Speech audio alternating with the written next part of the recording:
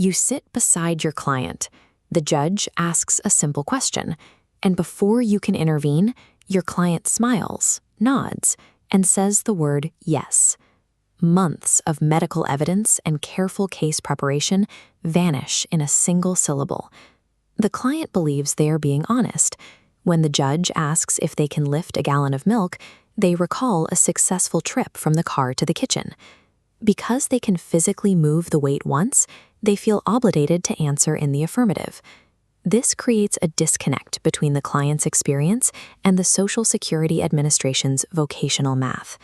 In a hearing, a yes isn't just about a one-time effort. It's a legal admission that the claimant can perform that task for a significant portion of an 8-hour shift. By the end of this tutorial, you will have a 4-step framework to translate these rigid vocational rules for your clients, ensuring your pre-hearing briefings align their testimony with the actual demands of full-time work. Success depends on shifting the client's perspective away from what they can do in an isolated moment and toward what they can sustain throughout a full workday. Consider the environment inside the hearing room. The judge is going down a list, asking about physical movements like reaching, stooping, or lifting. Explain to your client that the judge is tracking time. When they ask about a physical task, they aren't asking if the client can do it just once. They are asking if the client can perform that task as their primary job for hours at a time. This involves the legal term occasional.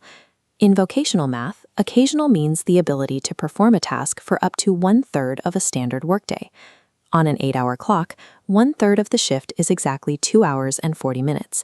This is the amount of time a claimant must be able to sustain a physical movement to meet the occasional requirement. Ask your client, can you be a professional milk mover? Can you keep lifting that gallon of milk or keep your arms above your head for over 2.5 hours every single day? If their body fails or the pain becomes unbearable before they hit that threshold, the legal answer to the judge's question is no. Clients often assume they only have to endure one continuous block of effort. They think if they can push through for a few minutes, they've proven they can do the job. In reality, vocational time is distributed like a deck of cards. Those lifting hours are shuffled randomly across an 8-hour timeline. This requires lifting for 10 minutes, resting, then lifting again. It is an exertion and recovery cycle repeating until the shift ends. Remind your client, if you cannot complete that second or third round of scattered lifting because your back locks up, you cannot do the job. Functional capacity is about endurance.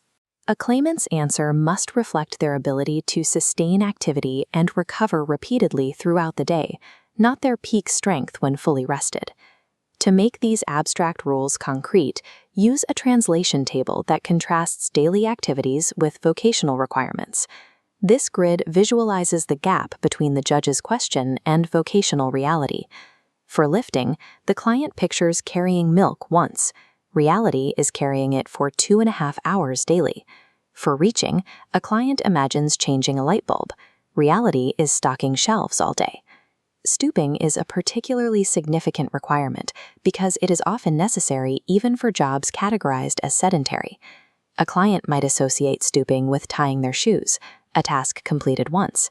However, in a professional setting, a worker may need to bend at the waist to file a folder or pick up a dropped item up to 100 times a day.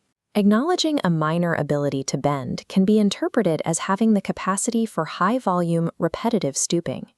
The client must understand that sedentary does not mean a person is motionless. Once the client understands the math, they need a way to communicate their limitations clearly on the record. Direct them to focus on sustained capacity. The judge is not looking for a display of pure willpower. They are looking for functional ability that lasts for 40 hours a week. Provide the client with this specific language. I can do that for a very short time, but I cannot sustain it for the 2.5 hours required in a normal workday. Rehearsing this response helps the claimant move past the instinct to be agreeable, ensuring their testimony accurately describes their physical barriers. This briefing toolkit, covering time requirements, the distribution of effort, and functional capacity, prepares your client for the specific logic used in the hearing room. When you walk into that hearing, you do so with the authority of a client who understands how their testimony will be weighed. They will no longer evaluate their health based on what they can do once, but on what they can sustain every single day.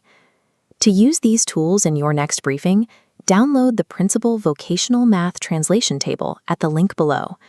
Use it to help your clients bridge the gap between daily life and vocational requirements.